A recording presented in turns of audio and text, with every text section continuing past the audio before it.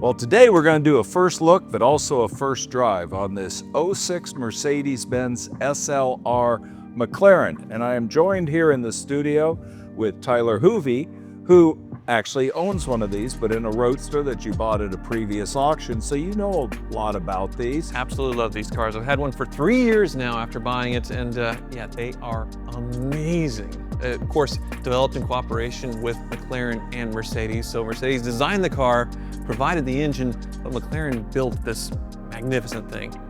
What's it drive like? And tell us about the horsepower and what is different. So 617 horsepower is the same 5.4 liter engine you would find, say, in a Mercedes SL55 back in the day, but breathed on heavily by McLaren. So 617 horsepower, automatic transmission, but it's still a GT-ish car, but the power and the acceleration just unbelievable for its time, and still to this day. The technology as well, just really impressive. Of course, yeah, the doors. The best part. And the thing about it, a lot of this stuff, you know, you see tacked on cars and it's not functional, like side gills, but they are very functional on an SLR McLaren because the side pipe exhaust is right there, coming out.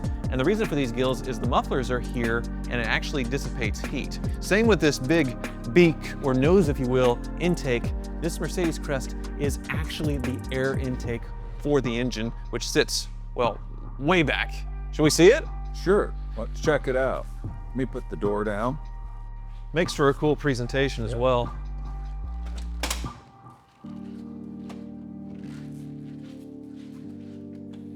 There we go.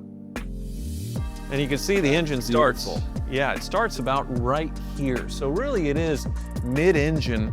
It's just all this stuff in front of it making a really long nose. And the engine goes under the dash. Absolutely, yes. Yeah, they really shoehorned this in here. What a piece of work, though. In the engineering and in the way it drives, for sure. Tell us about the interior in it. Well, so I noticed that this one has the larger seats in it. They're kind of fixed carbon fiber seats, but otherwise, a lot of the same comforts you would find in Mercedes back 20 years ago. So not a lot of sacrifice as far as comforts, but probably the coolest part is the sort of Top Gun style engine start there in the shifter. You can see the McLaren gauges in there as well. But once again, I like a comfort kind of cruiser GT car, and you still have that supercar experience at the same time, so that's why this hits me just in the right spot. Well, let's take it out and drive it. You're driving? I'll drive. Okay. Let's take it out and have fun with it. There you go.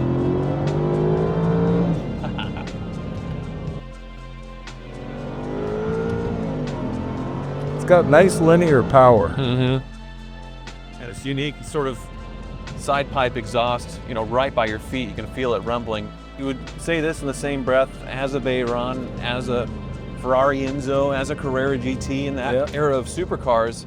And this one's definitely been the one that's been a bit under the radar, I think, for a lot of years. And you're starting to see more appreciation for them. I like it. So they only made a little over 2,000 of these from around 2003 to 2009.